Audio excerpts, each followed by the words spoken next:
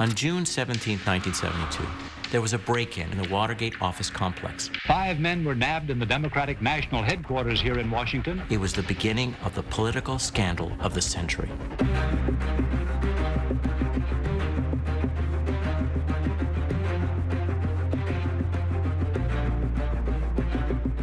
The president is going to address the nation and presumably announce his resignation in a half an hour from now. People will be at television sets and radios tonight to hear what the president has to say. This is the political crime story of the century. In just a minute now, the President of the United States will begin his speech, perhaps his last speech from the White House. He always saw enemies. He always saw people in the shadows. And his motto, I believe, was do unto others before they have a chance to do unto you. That's enough. There was an obsession with leaks. You don't blame the leaks when facts come out that are showing wrongdoing. Let me see that you get these lights properly. He was not comfortable in front of a camera. One might even say that it was because he was afraid that the camera could see something he didn't want the American people to see. No, there will be no picture. This is the funny thing.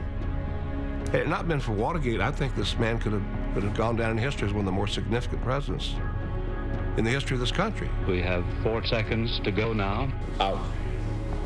You don't have to stay, do you? We were witnessing the implosion of an American presidency. The president taken his place at the table in the House where he's going to speak. Here now, the next pick will be the President of the United States. I have never been a quitter. To leave office before my term is completed is abhorrent to every instinct in my body.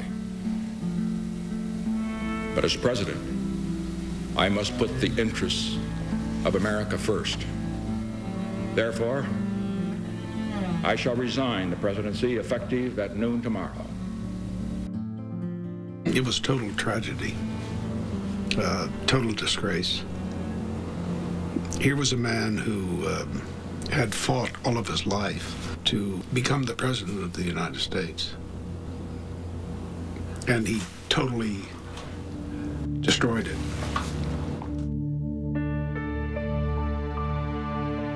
If someone looked in the soul of Richard Nixon, he knew, absolutely, that he was guilty. And that was the tragedy of Watergate.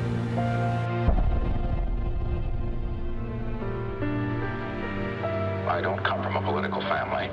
I didn't think about the possibility of being president of the United States. My mother didn't take me into her arms and tell me someday you'll be president. Nixon is born in a dirt poor family. He applies to Ivy League colleges. He can't get into any of them. He makes the round all the white shoe law firms in New York. He can't get hired. Richard Nixon was a fighter.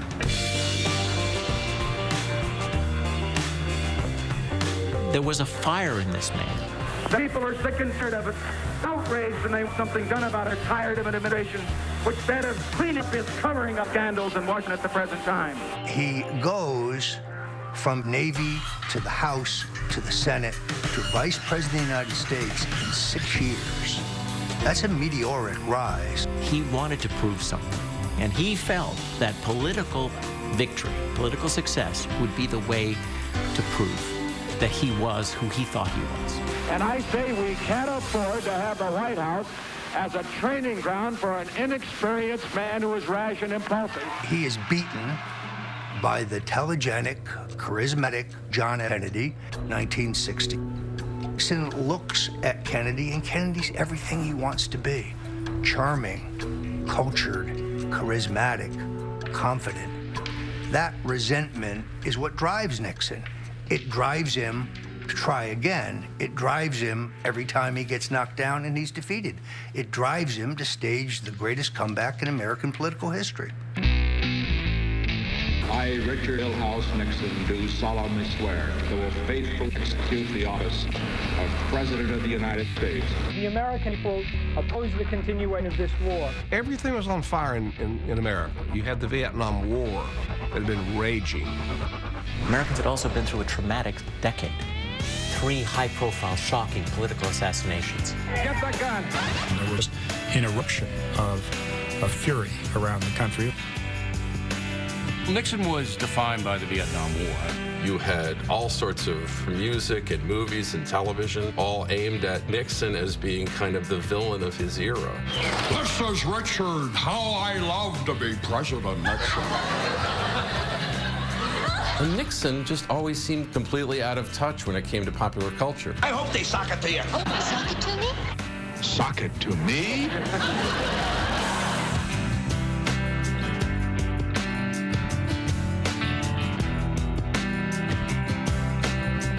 He had the icon of singer, the White House. And if the music is square, it's because I like it square.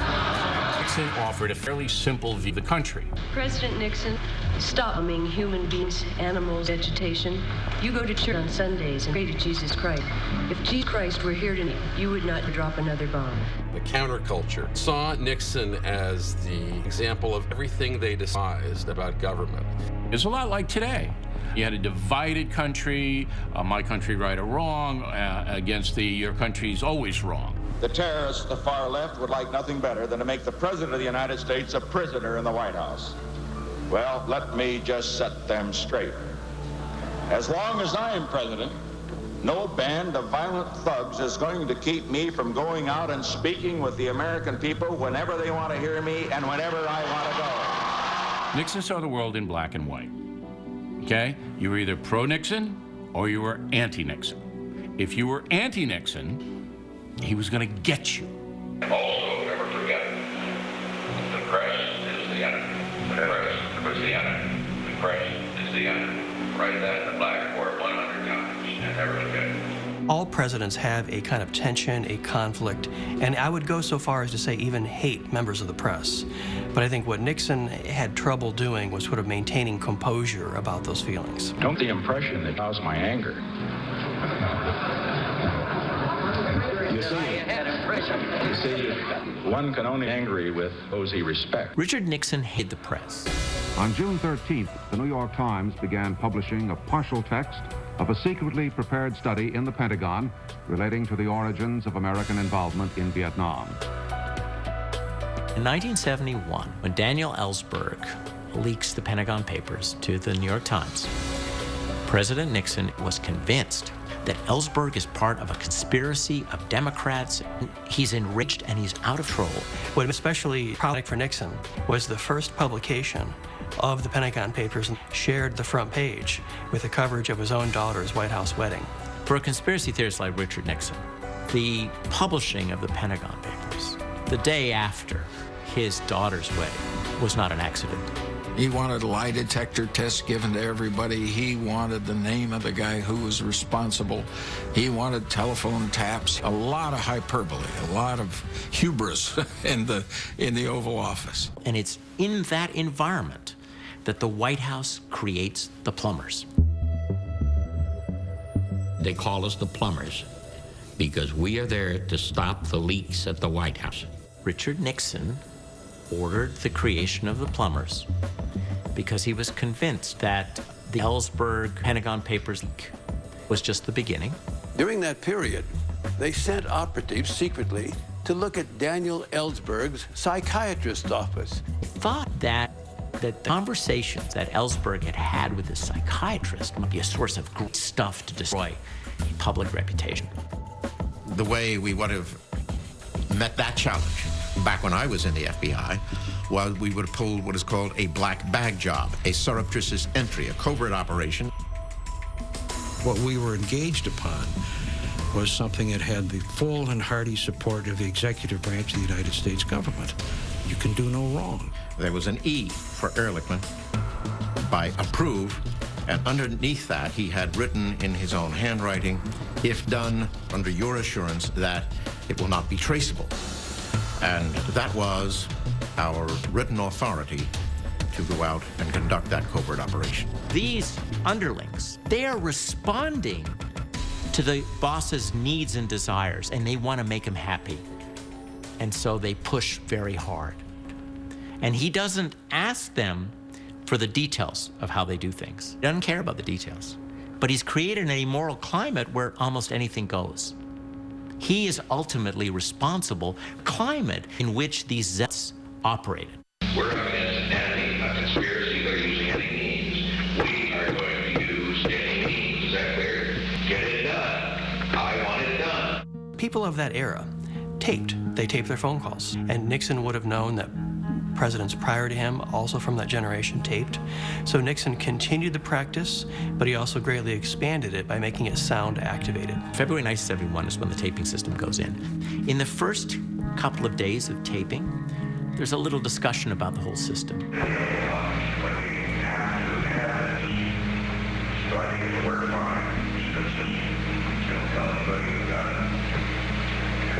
Taping was done for the purpose of having it for the historical record. It was voice activated. Everything was taped, which of course was probably stupid. There's a lack of confidence in the conduct of the war and so forth. If we start, simpering around and catering to these bastards, hell, they'll just eat us alive. We must keep up the attack on the media. You've got to keep destroying their credibility. There's not a good one on the whole free network. There's not one.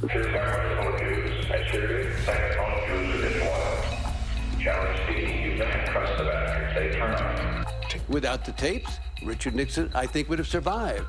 When the tapes were revealed, one or two of them proved from his own lips, from his own words, that he had orchestrated the cover-up of Watergate. Next. I said, I am to kill Jack Anderson. I am on my way to kill Jack Anderson.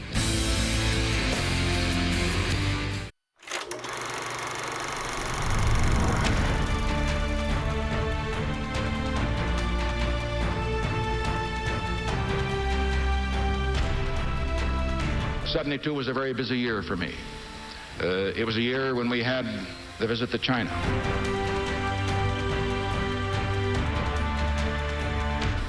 It was a year when we had the visit to Moscow. And then, in December, of course, the most difficult decision I made of the December bombing, which did lead to the uneasy peace, but it is peace with all the Americans home, all of our POWs home. Now, during that period of time, frankly, I didn't manage the campaign. I didn't run the campaign. People around me didn't bring things to me that they probably should have, because I was, frankly, just too busy trying to do the nation's business to run the politics. If mistakes are made, however, I'm not blaming the people down below. The man at the top's got to take the heat for all of it. Nixon had very loyal men around him, folks who were willing to walk over broken glass. And he exploits that. Nixon exploits that, and he gets them to do his bidding. Nixon had a tendency to surround himself with these young Southern California ad agency types. The White House staff, as it evolves, I think you'll find will be smoother than it's been in the past. I know you'll find it'll be probably the youngest one in history, certainly one of the youngest. Richard Nixon managed to charm them, and that charm was so strong that he pulled them over the line. He encouraged them to do things that maybe they wouldn't have otherwise done. And they seemed to be involved in a giant contest to prove the boss who could be tougher, who could be more ruthless.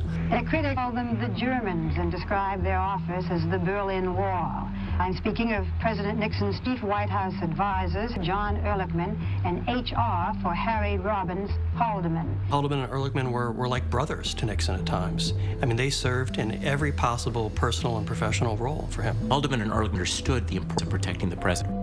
I knew Haldeman to say hello to, although he was a much feared figure, and I remember my father used to call him the Jolly Steel Buzzsaw. You want to understand Bob Haldeman? Look at his haircut. Bob Haldeman was the chief of staff of the White House. And people said, whatever Haldeman knows, the president knows. In February of 1972, the election year, there was one reputable poll that said that one of his opponents was within 1 point of beating him in an election. And clearly, Mr. Nixon said, I'm going to make certain that my enemies don't get me. The Nixon campaign's political propaganda arm publicly portrays two arch villains to the re-elect Nixon effort. The national media, which will slant stories unfavorable to the administration, and Democratic frontrunner George McGovern. Operation Gemstone was a plan of dirty tricks and of political tactics leading up to the election year of 1972. Nixon would call it rock'em sock'em politics, or hardball. It wasn't just tough politics. It was criminal behavior. I said, well, if you're talking about an all-out, full offensive and defensive capability political intelligence operation, you're talking about one hell of a lot of money. G. Gordon Liddy put together this madcap collection of crimes. Each different kind of operation was the name of a precious jewel.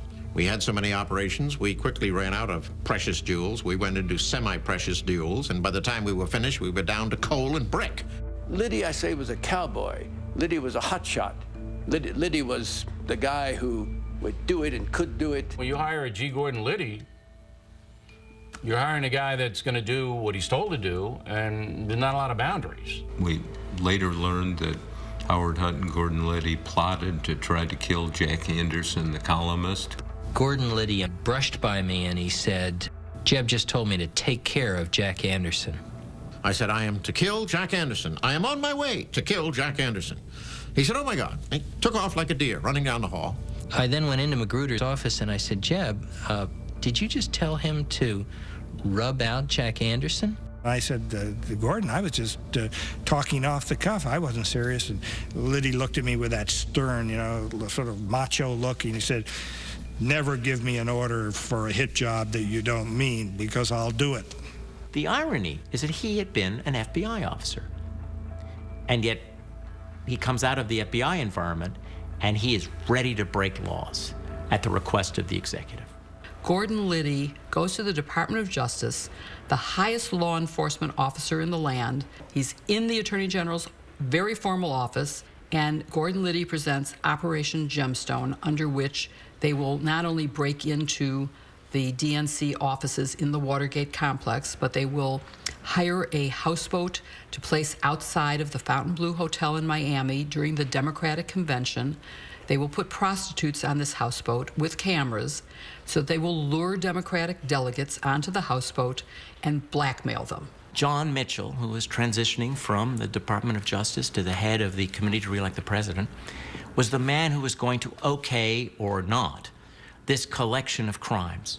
They asked for $1 million, and John Mitchell didn't say, are you guys crazy? Get out of here. That's all illegal. That's crazy.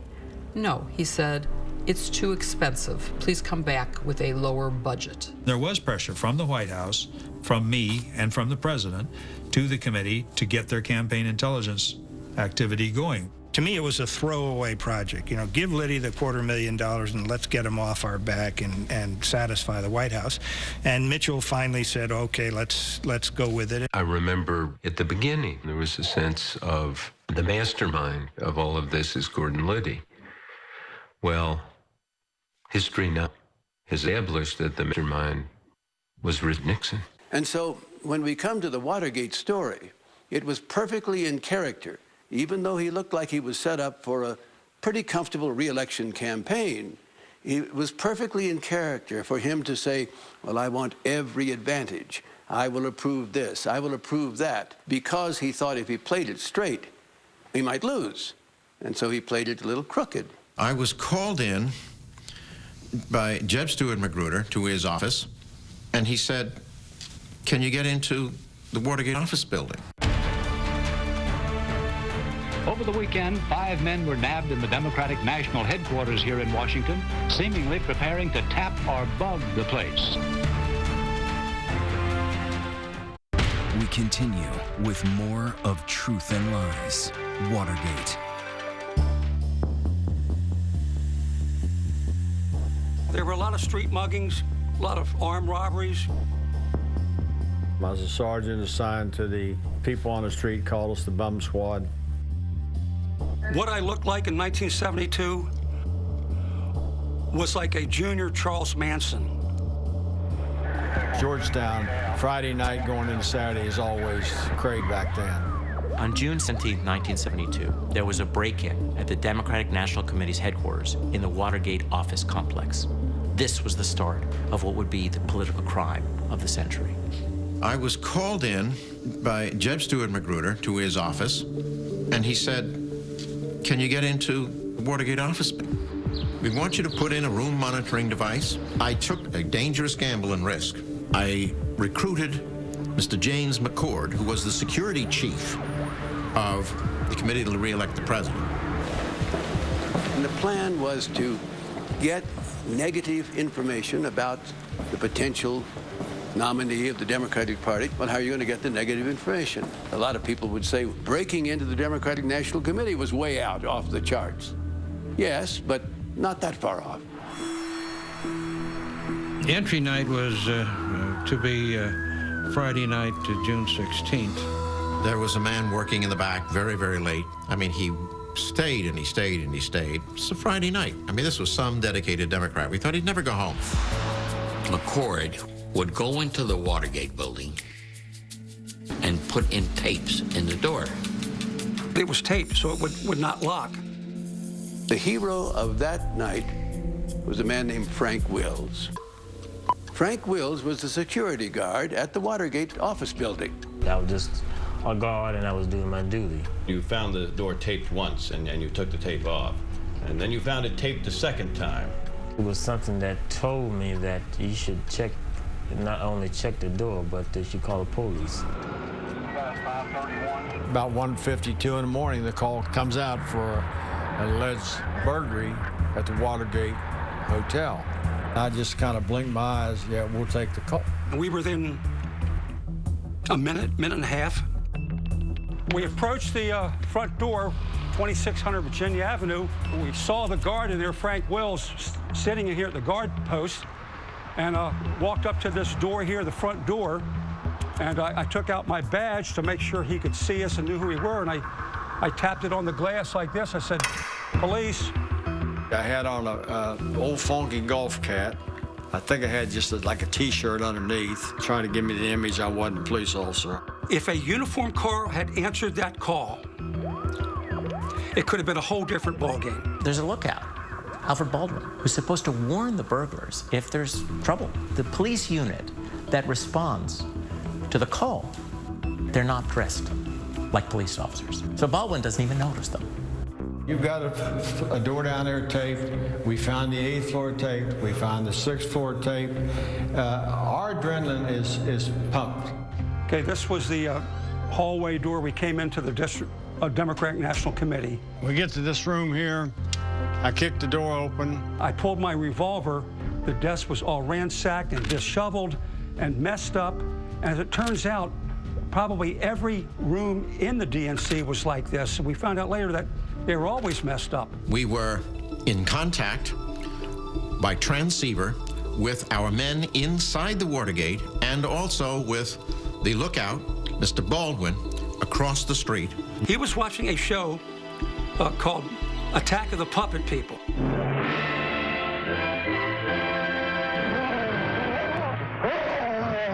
And he was glued to the TV set. So by the time they broke in and he looked back out, he saw lights coming on the DNC. The actual reception room lights up, which I can see directly across from where I'm standing. And I know 3 individuals come into the reception area.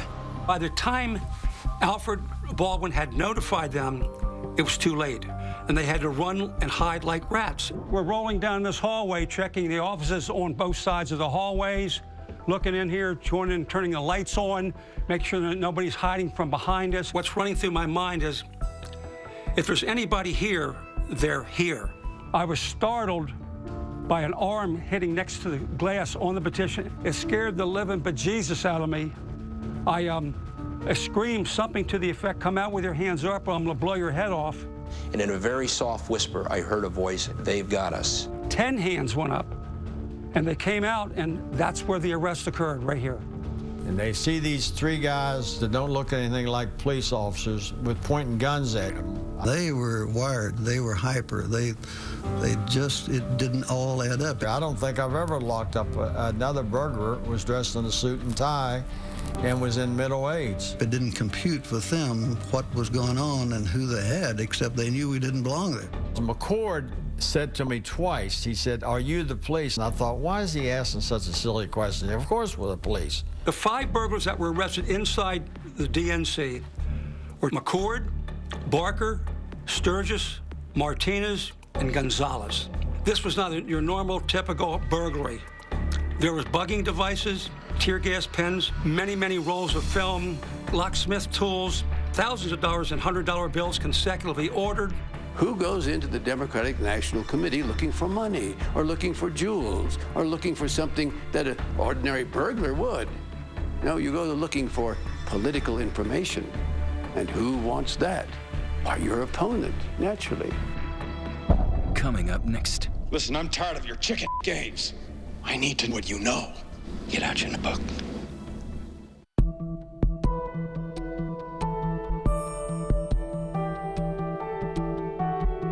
The Democratic National Committee is trying to solve a spy mystery. 5 men were nabbed in the Democratic National headquarters here in Washington, seemingly preparing to tap or bug the place. People weren't saying, oh my God, this is clearly going to implicate Richard Nixon. It just seemed bizarre.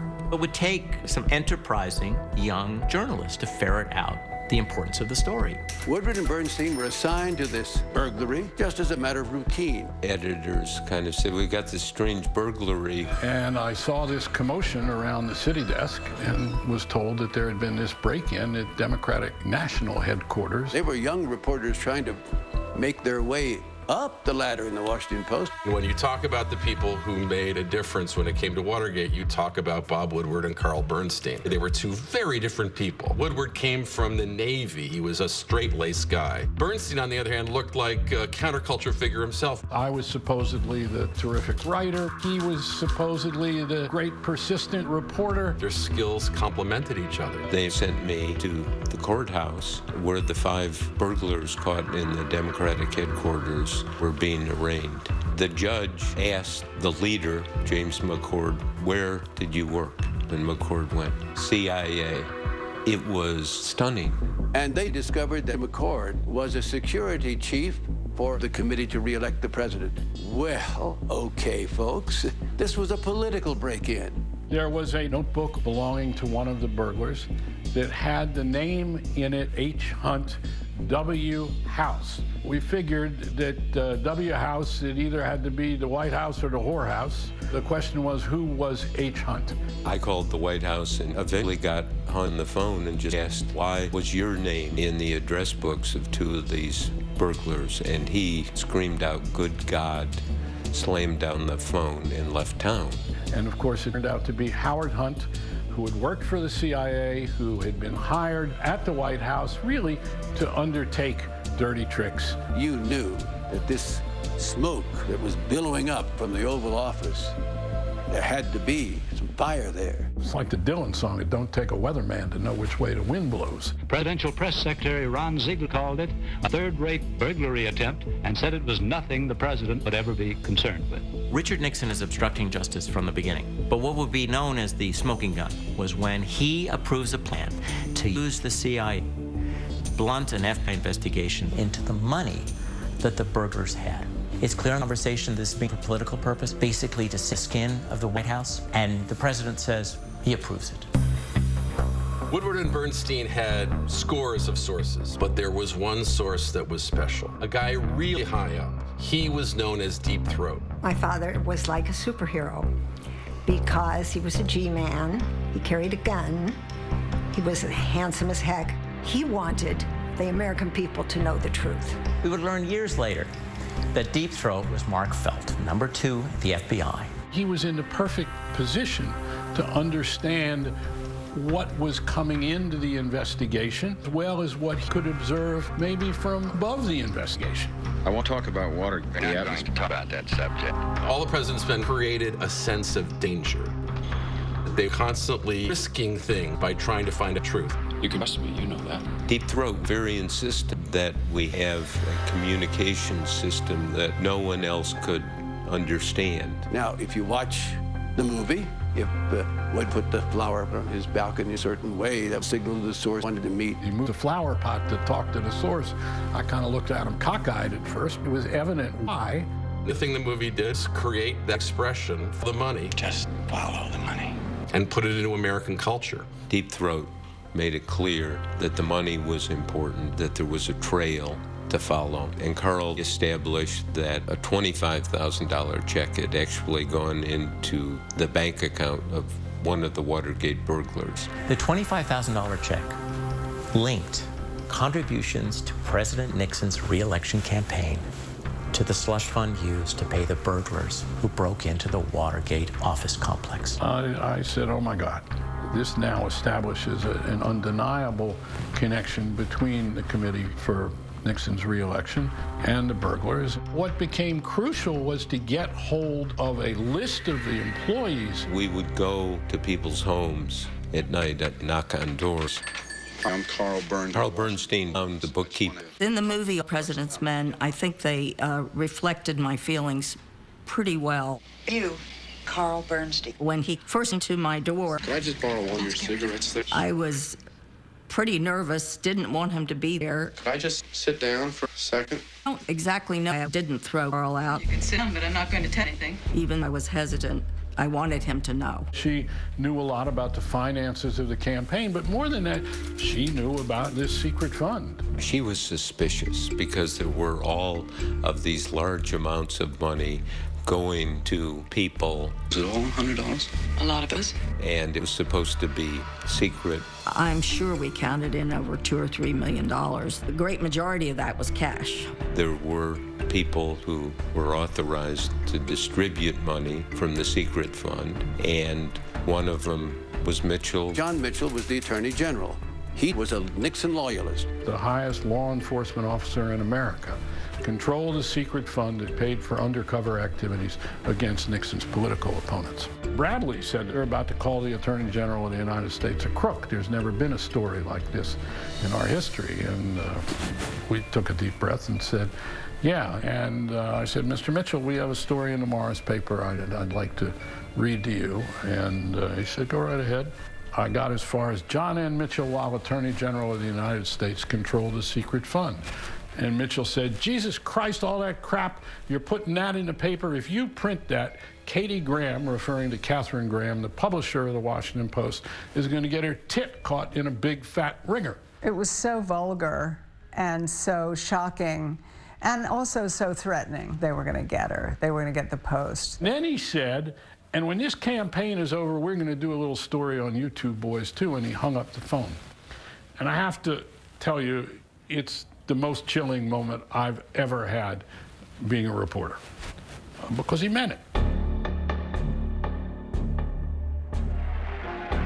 ABC News has projected that Richard Nixon has in fact been reelected to the presidency to a second term. So the question now, I suppose, is how big will Nixon win? It was a giant landslide. There was virtually no reaction to the stories we did. And it was a way of saying, Watergate? Who cares? And whatever happened to Watergate? I don't know. Apparently nothing. They've got a trial of the accused in that case, and that's going to be tried in due course, and I think that's probably the end of the story.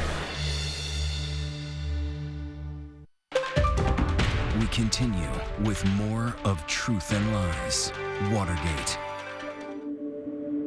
Mr. President, are you ready to take the constitutional oath? The Supreme Court ruled that abortion is completely a private matter. Vietnam cost 55,000 American lives. Today, the United States ends its role in the conflict. We finally have achieved a peace with honor. I know it gags some to write that phrase, but that is true. So in January 1973, Nixon is he's at the peak of the mountain. Place your left hand on the Bible and raise your right hand. He has a second inauguration. I, Richard Nixon, do solemnly swear. Richard Nixon won re-election, not just handily, but very, very bigly, if I may use that word. We stand on the threshold of a new era of peace in the world. President, as we've seen on this parade route, waving at the crowd with that familiar double V. 55 floats, some 35 bands. There was a cool confidence at the committee to re-elect the president that this would blow over. But still, I think the storm clouds are starting to gather. For 6 months, the cover-up was working. And so if you were investigating the story, people looked at you as if you were a bit of a conspiracy theorist. I mean, why are you bothering with that? By Bob Woodward and Carl Bernstein, they're still pressing. They're digging deeper, they're digging harder. And so Nixon still has this residual fear that somehow it might not stop. And it caused a firestorm within the White House because they said, oh my God, somebody's getting close. I want it clearly understood that Washington Post is ever to be in the White House. Is that clear? Absolutely. Yes, sir. None ever to be in. Now, that is a total order, and if necessary, I'll fire you. I don't respect the type of journalism, the shabby journalism that is being practiced by the Washington Post. This is Bob Woodward of the Washington Post. I'm The sorry. thing so powerful within real life in the movie All the President's Men is that people will do anything to conceal their involvement. People at the highest levels are much more involved than Woodward and Bernstein recognize. And I'm tired of your games. I don't want hints. I need to know you know. It's incredible. Cover-up had to do with Watergate. It was mainly to covert operations. Get out your book. More. The last meeting with Deep Throat, a lot was revealed. He kept saying the Watergate burglary is not just one isolated operation. This is a much bigger story than you think. Here was an inside mole who was reporting to the newspapers and so forth and giving them all the scoop. That made it appear all very credible. While they stuck the knife in and twisted it pretty good, we gave the knife to them. Woodward and Bernstein were very important. They deserve all the accolades. They elevate the story so that the Senate and others can take notice of it at a time when the cover-up was working. 3, take 1. The Senate tonight voted 77-0 to establish a select committee to investigate alleged political espionage in last year's election campaign. That includes the Watergate bugging case. We will cooperate fully with the Senate, just as we did with the FBI previously in what was called the Watergate matter. One of the president's first questions is, what is all this off on the horizon, no larger than a man's hand? What is this committee? The committee will be headed by North Carolina Democrat Sam Ervin. If it wasn't the press, Congress wouldn't have done anything about it. The story would have been covered up. Nobody would have ever heard about it. The White House strategy is to contain the damage, to keep the legal responsibility held to 7 people, the 5 burglars and Howard Hunt and Gordon Liddy. The usual thing in a situation like this in the intelligence service is that they will have bail provided for them. They will have legal counsel provided for them. They promised they would pay them and take care of their families if they just went to jail and didn't reveal the involvement of the White House. So they were basically ready to plead guilty and keep quiet. Howard Hunt, a former White House consultant, pleads guilty to all charges in Watergate bugging now. Mr. Hunt, you could just come up to the microphone. Let me know when all cameras are rolling. Mr. Hunt, is there anyone higher up involved in the conspiracy? I would testify as follows, gentlemen, that to my personal knowledge there was not. And they take the rap. They essentially cop to it, hoping that the buck will stop there. One of the problems of sort of paying hush money is that no price is too big. And Howard Hunt needed more and needed more and needed more. All of us were headed for prison, and that something ought to be done, should be done. And if they didn't, then dire consequences for the administration could result. Just a plain statement of fact, not a threat. John Dean says, become like a mafia. Where does it end? We are being blackmailed by our own people. The cover-up was collapsing, but Dean realized it was about to come apart. Next. He had enough explosive information that he would blow the White House out around. This was the O.J. Simpson trial of its era. It's like some kind of mafia story. On June 17, 1972, there was a break-in in the Watergate office complex. 3, take 1. 5 men were nabbed in the Democratic National Headquarters here in Washington. Is there anyone higher up involved in the conspiracy? What did the president know, and when did the president know it? The pressure was building today on President Nixon. He sort of lost control, a dangerous trait in a president. We must keep up the attack on the media. You've got to keep destroying their credibility. Nixon was orchestrating the cover-up. I want this. I want that. I'm the president. Get it. Now from our studios in Washington, a special report. The Senate sprung into action. It started holding hearings. They love, hate, greed, you name it. The greatest show on the earth. I hear a gavel pounding. You swear that the evidence shall be the truth, the whole truth, and nothing but the truth, so help you God. I knew it was going to be my word against his word. The scandal has now moved right to the doorway of the Oval Office in the White House. The American people were outraged. This guy's jumping all over me about Watergate.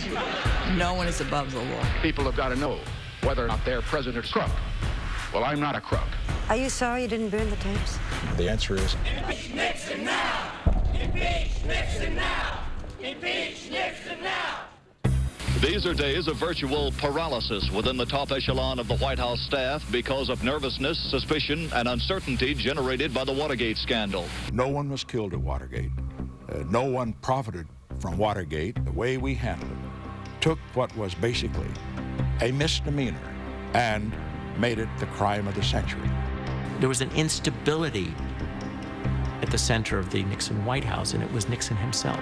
When an emotionally unstable person gets power and then feels that they're invincible, they can do whatever they want to do because they have that power, that's a dangerous course of action. Richard Nixon was looking for loyalty, blind loyalty. He was a man who didn't trust many people. John Dean, his White House counsel, although not a loyalist, was willing to do what Richard Nixon wanted. John was only 32. Dean fascinated all of us because he had tassels on his loafers and his hair was a little curled up a little bit. We thought that was pretty cool. And he was a cool guy and a smart guy. The FBI has established that high Republican officials ordered a campaign of spying and sabotage against the Democrats. After the Watergate break-in, Dean was put in charge by the president of the cover-up. He was a lawyer. He knew that he had engaged in criminal activity. Any further developments in Watergate, John Dean is watching it on an almost full-time basis and reporting to Irwin and me on a continuing basis. And no one else. One of the lawyers from the re-election committee came over to my office and said, Hunt has a message for you. That if he doesn't get $120,000, he's going to have some seamy things to say about what he did for John Ehrlichman. He let it be known that he had enough explosive information and evidence on Richard Nixon that he would blow the White House out of the ground. Dean was unable to control this anymore and had to fully report to Nixon for the first time on something's going to give. We need a change in strategy. The reason I thought we ought to talk this morning is because I think that there's no doubt about the seriousness of the problem we've got. We have a cancer close to the presidency that's growing. It's growing daily. It's compounding. It grows geometrically now. John Dean realized that the cover-up was coming apart. Hunt now is demanding another $72,000 for his own personal expenses, another $50,000 to pay his attorney's fees, $120,000. Wanted it by the close of business yesterday. I decided I had to give him everything I give him to bend the cover-up, to just go in and blow it away. But there's no denying the fact that the White House and Ehrlichman, Hallam, and Dean are involved in some of the early money decisions. He asked me how much could it cost, and I pulled out of thin air what I thought was the number that he'd find offensive. I would say these people are going to cost $1 million over the next few years. It doesn't bother him at all. You can get $1 million, and you can get it in cash. I know where it can be gotten. I mean, it's not easy, but it can be done. It wasn't tough politics, criminal behavior. It was the kind of behavior that a later generation would associate with the Sopranos. That's the day I think I first meet Richard Nixon. I met somebody who would do what was ever necessary to stay in power. With Dean, he's beginning to worry because he doesn't trust him anymore. He saw John Dean as disloyal. And Dean, I think, rightly suspected that he was going to be the fall guy. Trial proceedings opened today in the celebrated Watergate bugging case. There was a cover-up, and it worked. Until it didn't. And Judge Sirica was one of the reasons it didn't. The Honorable Chief Judge John J. Sirica presiding. John J. Sirica was not a dum-dum. He read the papers, he knew something really bad was going on here. Far more is involved here than the guilt or innocence of the 7 defendants. If they are guilty, why did they do it? And who put them up to it? The judge says the jury will want to know. He did not believe that there weren't higher-ups involved. He just had a good sniffer for corruption and for lying. These 5 burglars and the two other people involved as the masterminds came before him in court. He threatened them through their lawyers. If they don't come clean, said John J. Sirica, I'm going to throw the book at them, and I can give them sentences of 40 years. Sirica having a very good idea that somebody might crack, and they did. James McCord wrote a letter to the judge. In it, he charged that perjury was committed during the trial. McCord, in his letter to Judge Sirica, he said, this thing is getting closer to the top than you think about. People lied on the stand, and you need to know this. I think we all in the courtroom kind of gasped. Higher-ups were responsible. It acknowledged that there was a cover-up, so it was very significant. Today, the Watergate scandal became a whole new ballgame. McCord indicated 2 Nixon aides in the break-in. I had no knowledge of the Watergate at all, and I don't think I ought to say anything further. Everybody began to realize that this wasn't just a third-rate burglary, as Ron Ziegler, President Nixon's press officer, said. And then you start hearing about bags of cash being delivered as hush money, and I think that's what really got to the American public. Americans have been hearing about Watergate since the scandal broke last June, but most have only recently begun paying attention. I'm up to here with Watergate. I'm drowning in Watergate. Oh, actually, the whole country's drowning in Watergate. The president actually, as you know, has asked us to turn down all thermostats. His critics claim he'll do anything to get the heat off. You know what they say, the bigger they are, the harder they fall, and the louder they laugh. And that's what Nixon learned. Watergate was not just a national tragedy. It was a personal tragedy. Things got worse and worse in the White House. Can you describe now that atmosphere for us? It was really like being besieged because every day there was a new charge and rumor. My father was being buffeted by a whole windfall of charges, countercharges. Almost every day recently, the Watergate has produced its quota of sensation. I was just upset that he was so upset that he was closing us all off. When he came over for dinner, it would be just to eat and then to leave. And he didn't really want to have any discussions. He wanted to keep the family at arm's length from Watergate. The First Lady, Pat Nixon, you can see that Watergate took a toll on her. The way she would handle it was to just assure him of her trust and faith in him. That she felt if my father could remain strong and withstand the battle, that he could survive it. It became more tense by the day, by the hour, by the minute. There's no question about it. There was a sense that we were constantly under siege, especially from a national media. And people felt they were all under attack. At a certain point, they were all liable to be indicted. I was in trouble, and I knew it. We're on Air Force One, and I'm standing on the flight deck, and it occurred to me for about 30 seconds, that I could crash this airplane, and that would put an end to everybody's problems.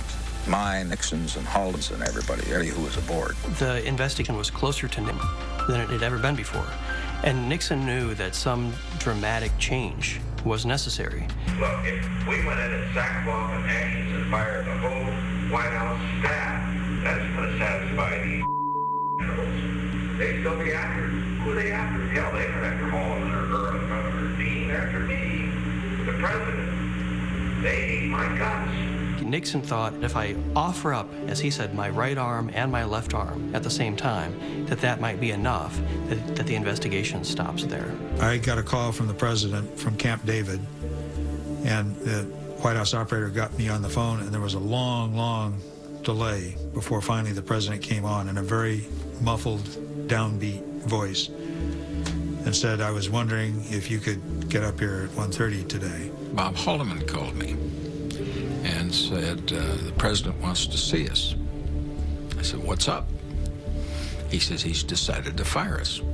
The president began to sob. And I put my arm around his shoulder. At that point, I was feeling more sorry for him than I was for myself. Today, one of the most difficult decisions of my presidency, I accepted the resignations of two of my closest associates in the White House, Bob Haldeman, John Ehrlichman, two of the finest public servants it has been my privilege to know. The counsel to the president, John Dean, has also resigned. Two of the finest public servants I've ever known, said Nixon, showing them the door. hoping to save himself, of course. The biggest White House scandal in a century, the Watergate scandal, broke wide open today. The White House is in a state of shock. It was one of the most painful things he had to do in his political career. Hello. Hi. Hope I didn't let you down. No, sir. You got your points over, and now you got to set right and move on. Well, it was a tough thing, Bob, for you, for John, the rest, but I'm never going to discuss this son of a bitching Watergate thing again. Never, never, never, never. But let me say, you're a strong man, and I love you. And I love John. God bless you, boy. God bless you. I love you, you know. Okay. Like my brother. Nixon was a brilliant politician who, with an open blue sky over your head, could predict political storms before anyone else saw them. Yet in hindsight, we look at this and say, where was this astute politician? Next. It seemed impossible. It seemed improbable. What did the president know, and when did he know it? And yet, it happened.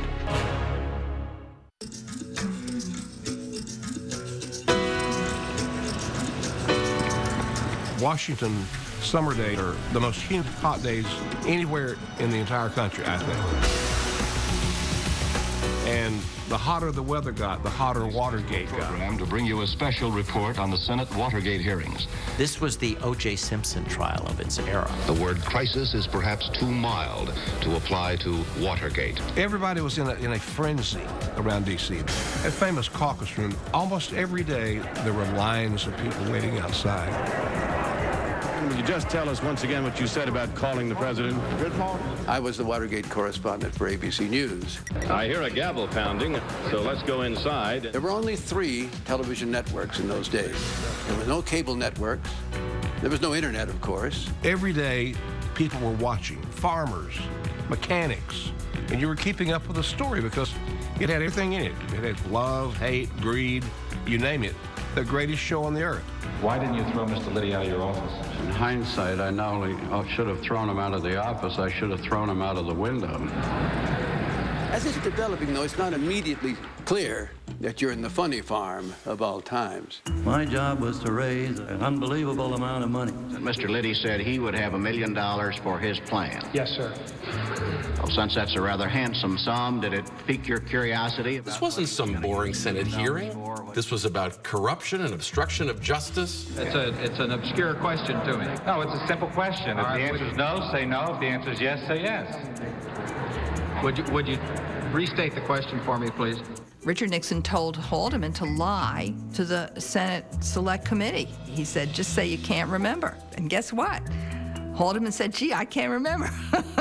I don't know that. I don't know anything about it. I don't know that I did, Mr. Chairman. You never knew what would be said. You never knew who would be speaking. How do you know that, Mr. Chairman? Because I can understand the English language. It's my mother tongue.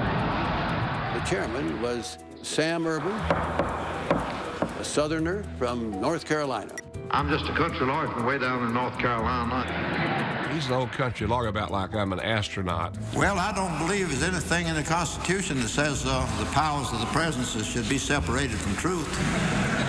When the details came out and people saw that this was almost like some kind of mafia story. What was the altercation, if you could be a little more specific? Well, I simply put my hand on Mr. Liddy's shoulder, and he asked me to remove it. Was he more specific? Well, he indicated he would kill me, but... It's the country's favorite soap opera. It's confusing. McCord was a pretty good wire man. It's complicated. I would say he was one of the best wire men in the business. Some of the characters are unforgettable. Well, no retired man in the New York City Police Department would be coming involved in a thing like that. That's for sure. It seemed impossible, it seemed improbable, and yet it happened. And the next logical man to hear from would appear to be John Dean. John Dean, White House lawyer, testifies about Nixon, and that changed everything about Watergate. People were riveted by this young man they'd never heard of before. I sincerely wish I could say it's my pleasure to be here today, but I think you can understand why it's not. Good-looking guy, very conservative, well-dressed. He had a beautiful wife. Maureen Dean with her blonde hair. She seemed very mysterious. I mean, she was sitting behind him and she was looking perfect every day. And she never let on at all what her emotions were. My wife had initially typed my handwritten notes. Had they told me I was going to have to read it, I would have never done 60,000 words. I began by telling the president that there was a cancer growing on the presidency. He was reading this text about the President of the United States. And if the cancer was not removed, the president himself would be killed by it. And the details were surprising. I subsequently met with Mr. Ehrlichman. I remember well his instructions. He told me to shred the documents and deep six the briefcase. And the picture was disturbing. The money was laundered so it could not be traced. And then there were secret deliveries. A crime followed by another crime, followed by another crime, each more preposterous than the one before it. I then proceeded to tell him that perjury had been committed, and for this cover-up to continue would require more perjury and more money. Until that point, the Nixon White House had successfully stonewalled investigations of the president's role in the cover-up. John Dean cut through that like a knife through butter. John Dean said the president is involved in the cover-up. The central question at this point is simply put, what did the president know, and when did he know it? And from that moment on, Watergate became Nixon versus Dean. Who was telling the truth? I knew it was going to be my word against his word, and I knew he'd already called me a liar. So I slipped a couple pages into my testimony that I thought that I had been recorded in one or more conversations. John Dean had mentioned tapes. That was the only time that listening devices, tapes, had even been mentioned to anyone. So I had every reason to believe that I would not be asked about tapes. When Alexander Butterfield acknowledged that these tapes existed, it was like a bombshell going off. There was a certain innocence about the presidency. And when he said, no, the president is taping his most secret, most confidential conversations, it was like, oh my God.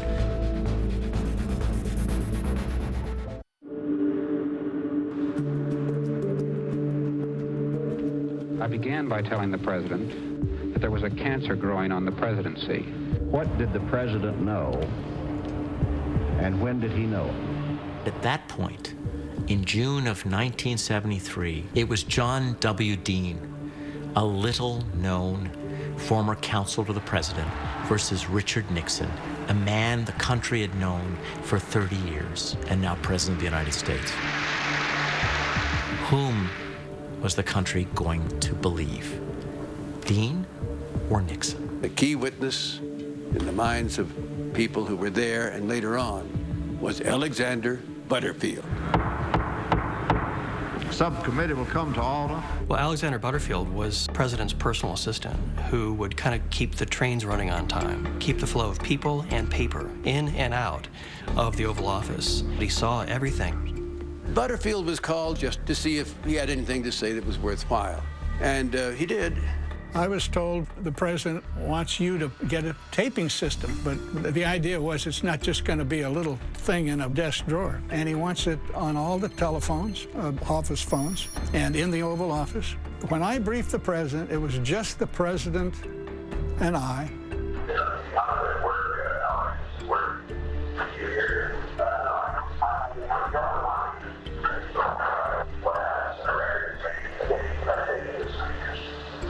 I took him through it. He was embarrassed the whole time. He didn't like me telling him about the stuff that he'd had put in. And I do believe he needed to know where the microphones were.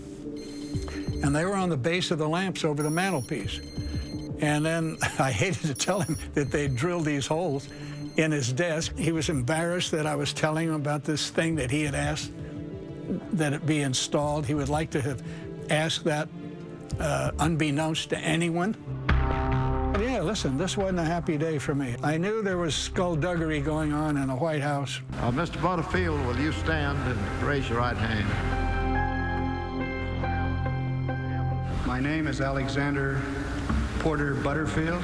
Fred Thompson, who was the the counsel for the Republicans. Mr. Butterfield, I understand you previously were employed by the White House. Asked the question. Mr. Butterfield, are you aware of the installation of any listening devices in the Oval Office of the President? I was aware of listening devices. Yes, sir. I knew how huge that was. I also knew that he would have trouble surviving. And at that point, like all the other reporters in the room, I said to myself, the jig is up. If those tapes prove that Richard Nixon orchestrated a cover-up, let alone that they proved that he ordered the into the Watergate, he's cooked. But to a lot of the people I knew and my friends, they were probably saying, that son of a bitch, he is hurting our man. I understood Nixon. I honestly understood it all very well. I knew Nixon so damn well. So I hated to be the guy. Did you ever hear any of these tapes being played? Yes, sir, I did. So once Alexander Butterfield disclosed the existence of the taping system, the real challenge then for the Ervin Committee was finding a path to subpoena those. The Senate recognized it had the power to ensure that there'd be a full and complete investigation, and they exercised that power.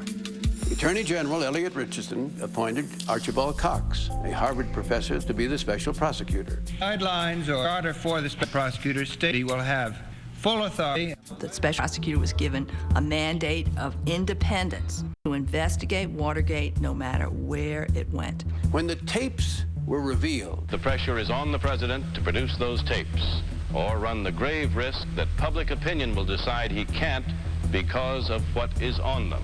Cox asked the White House to give him the tapes, and Nixon refused. Nixon was raging. In the summer of 1973, he's so angry.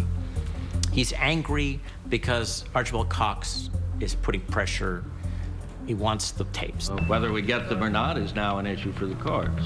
I think the powers of the presidency had never been challenged before the way they were when the special prosecutor subpoenaed Nixon's White House tapes. And he just can't stand what's going on. And he wants to get rid of Archibald Cox, to fire him. And his people say, no, Mr. President, don't do that. That's going to cause more trouble. Worst thing you can do is to fire the head of an investigation. It makes you look guilty. And ultimately, the Court of Appeals ruled that the tapes had to be turned over. The president lost any patience. He said, get rid of Cox. Then Richardson said, I can't fire Cox. Mr. Richards, we see you for that. Can't possibly fire him. I'm going to resign first, so he writes. There'll be an announcement out of the White House later on. I can't think. There will be? Does it do with the resignation of Attorney General? Then the order was given to the Deputy Attorney General, William Ruckelshaus, to fire Cox, the special prosecutor, and Ruckelshaus refused. Raise your right hand. I was Attorney General about 20 minutes. I found out that 20 minutes is not long enough to get your picture on the wall. I really had no recourse but to refuse to carry out the directive and to resign. To this day, Ruckelshaus doesn't know if he was fired first or resigned first. But in any case, he leaves the scene. And the third person in the list of succession is the Solicitor General, Robert Bork. It's Bork who finally does the deed and fires Cox. Well, by this time, the nation was up in arms. This was called the Saturday Night Massacre. We were horrified. This was not what we considered to be the role of the president or how democracy functions. So it looked like not only was Cox gone, but the investigation was over. So many Americans thought, oh my God, this is a coup d'etat. Basically, the president has seized full control of the special prosecutor's office. Impeding our operations right now. The White House, the executive branch, acted as if it was actually going to crush the entire investigation. Everyone, my one is about it. Our office had been seized, and to us, it was a clear attempt to obstruct the investigation, to interfere. And the American people were outraged and said, basically, we're not in a republic. We have a system of laws here. Even as the President of the United States, no one is above the law. And now the public opinion tide swung very strongly against Richard Nixon, because that Saturday, known as the Saturday Night Massacre, did it. And who did it? Richard Nixon did it to himself. I have no intention whatever of walking away from the job I was elected to do.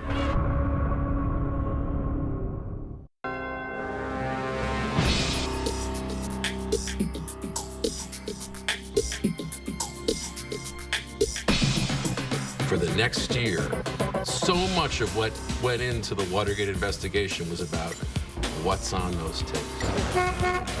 The case goes to the Supreme Court. The Supreme Court rules unanimously that presidents must turn over subpoenaed material. When the case comes 8-0 against the president, the people who are still in the White House are afraid to tell the president. Some has the idea of putting a sign around the president's dog neck, and all the sign will say is 8-0. Nixon loses, the tape gone public, and that's when the fun really starts. Impeach Nixon now! Impeach Nixon now! Those tapes portray a president who was intimately involved in a cover-up. The White House says an 18-minute segment of another of the subpoenaed Watergate tapes is missing. So here we have a tape that's clearly on a day when discussions by Nixon are going to be germane to this subject, and for 18.5 minutes it's been erased. Rosemary Woods is the loyal secretary to President Nixon. She was tasked with transcribing the tapes before they were turned over. Her explanation was that she was listening to the tape, and as she was listening, the telephone rang. She puts her foot down on a pedal wrongly, and for 18.5 minutes keeps it there. In the picture, you can see her holding on, white-knuckled. She's almost at a 45-degree angle to reach the phone. Well, ladies and gentlemen, it's preposterous. You think, why is there a reason that this Nixon loyalist is taking the fall for erasing what could be a very critical part of a conversation that is harmful to the president? And the reason is, it's harmful to the president. He knew that the tapes would incriminate him, and he didn't want the American people to know what was on the tapes. Now, on the investigation of the Democratic Party, It showed that just about from the get-go, President Nixon was orchestrating the cover-up, telling his top staff to get the CIA to stop the FBI investigation.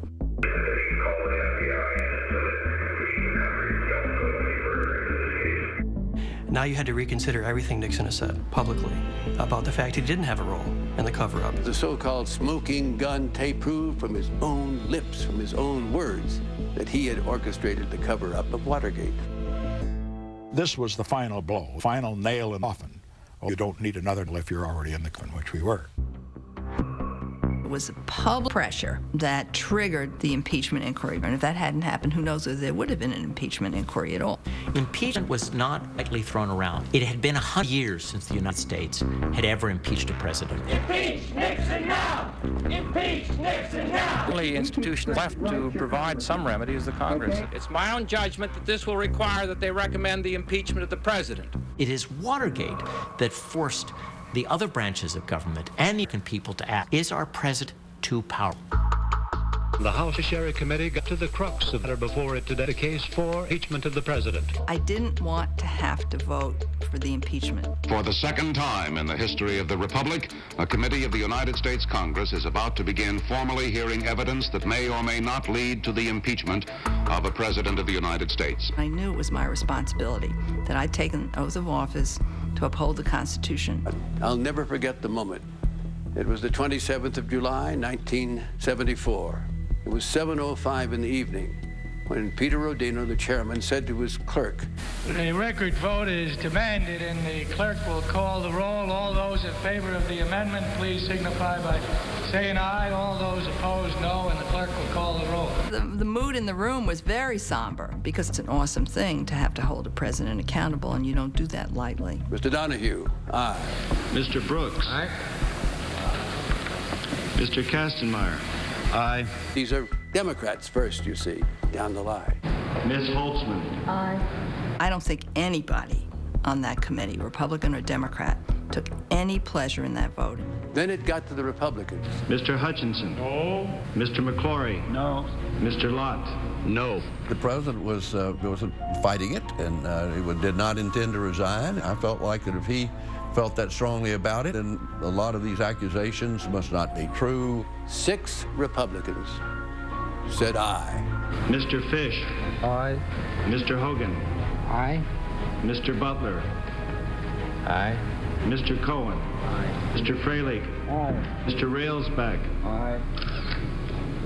It carried 27-11. The House Judiciary Committee votes to impeach President Nixon for obstruction of justice. And so the president faced the reality that he needed to go. It's time for him to go.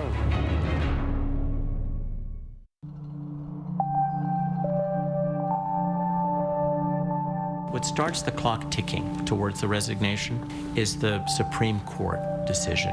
When Richard Nixon loses U.S. v. Nixon, he thinks about resigning, his family pushes back. The tipping point was that a number of prominent Republicans came to Nixon and said, we're not going to be able to support you in the Senate. Down to the White House trudged the senior Republican Capitol Hill. When Barry Goldwater, the leaders of the Republican Party in Congress, come to him and say, look, it's over. Al Haig told me that the president's last great hope was George Wallace. The president said, George, are you still with me? And the governor said, no, I'm sorry, Mr. President, I am not. And the president hung up, looked at me and said, Al, I've just lost the presidency. President Nixon asked his daughter, Julie, to tell the First Lady that he's resigning. He doesn't tell the First Lady. You were the one who told her. Yes, I did. I said that Daddy felt that he had to resign. And the tears stood in her eyes, and I don't think she said anything. But she accepted it. She knew that it was the end. You had one last dinner, and you asked the White House photographer to be there. I just had a feeling that it was important that the event be recorded. They wanted a picture for history's sake, and we all linked arms and stood there and smiled. I put on somewhat of a false front, bravado, and tried to arrange it in my usual way. You stand here, you stand here. It's interesting from how my mother looked at it. She hates that picture of all of us smiling because she said there our hearts were breaking and we're smiling. I went down to the Lincoln Room and heard the chanting outside. Reminded me of the Vietnam days. This time it was jail to the chief. Jail to the chief. I shall resign the presidency if at noon tomorrow. President Ford will be sworn in as president at that hour in this office. Today at dawn, two men got up. They'll go to bed tonight with very different titles, very different fates.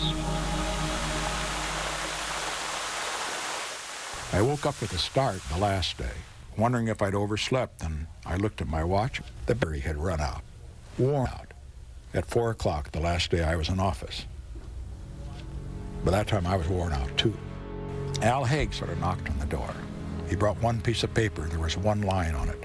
He said, you know, we forgot to do this. Would you sign it now? I hereby resign the office of President of the United States. Mrs. Nixon and the president came down the elevator. I'll never forget, she said, why are you doing this? The President has just entered with Mrs. Nixon to say goodbye to the White House staff and to his cabinet. You are here to say goodbye to us. What we see in the East Room is the agony of being Richard Nixon. I don't think I can tell you without sobbing, so I'm not going to try. I just get very emotional about it. He said, this isn't goodbye. The French have a word for it. We don't have a good word for it in English. The best is au revoir. We'll see you again.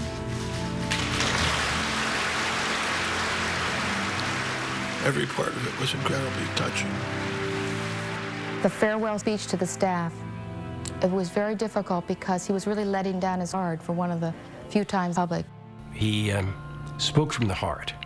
Tricia later in her diary wrote that for the first time she was glad people were able to see Daddy as he really was. The greatness comes not when things go always good for you, but the greatness comes and you're retested when you some knocks, some disappointments. His voice cracking with emotion as he spoke about a man is not defeated until he gives up. You have to keep going in life, keep fighting. Only if you've been in the deepest valley can you ever know how magnificent it is to be on the highest mountain. And he was saying goodbye to them. He was saying goodbye to a whole lot, to a political life. Always give your best. Others may hate you. But those who hate you don't win unless you hate them. And then you destroy yourself. Thank you very much.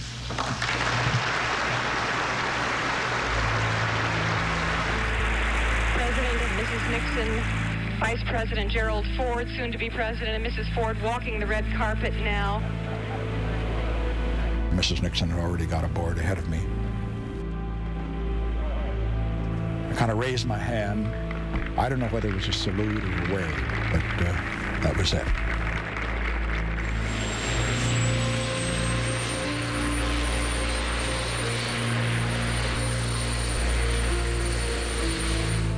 When Nixon boarded the helicopter, I was glad to see him go. That meant the end of this turmoil and angst that we were all dealing with. As the helicopter began to rise, I heard Mrs. Nixon speaking to no one in particular, but to everyone. And she's so sad, so sad. He looked at me and said, "My God, there's no going back."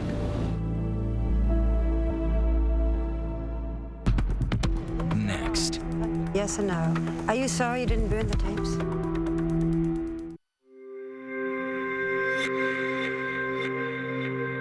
People who worked for you, people who were close to you in one way or another, they say that you are cold, remote, and that they were unable to reach you. Why don't we get serious?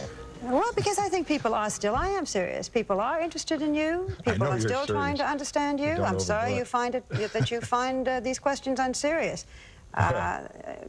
We have a different idea, perhaps, of what serious is, but let me go on. No, I'm not objecting to the questions, you know.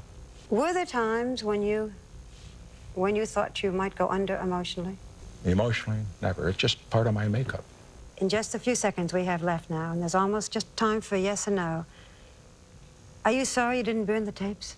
The answer is I probably should have, but mainly I shouldn't have even installed them because Johnson's system was there, I had it taken out, and I shouldn't have ever put them in the first place. If you had it to do all over again, you'd burn them? Yes, I think so, because they were private conversations subject to misinterpretation, as we have all seen.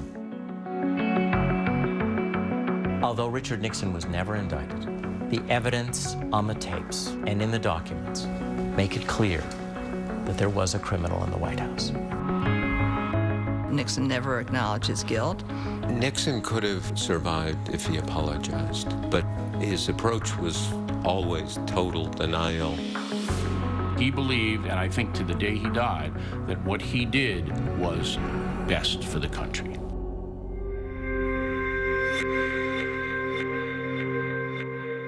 But the essence of every great leader I have known, he was a lonely man. Do you consider that you've had a good life? I don't get into that kind of crap.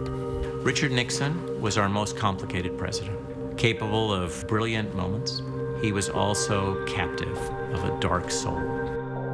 When the president has no morals and is willing to lie, those are dangers for society. We can't allow the president not to regard facts as essential. And as John Adams told us, facts are stubborn things. You may pretend they're not there.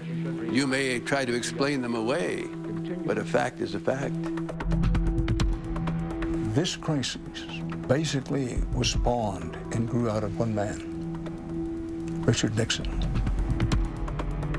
So gripped was he by hatred and anger at perceived enemies that he lost his way, and the dark side of his personality came to dominate his actions as president. The story of Nixon is a story of perseverance, of resilience. Nixon summed this up when he said, "A man is not finished when he's defeated. He's only finished when he quits."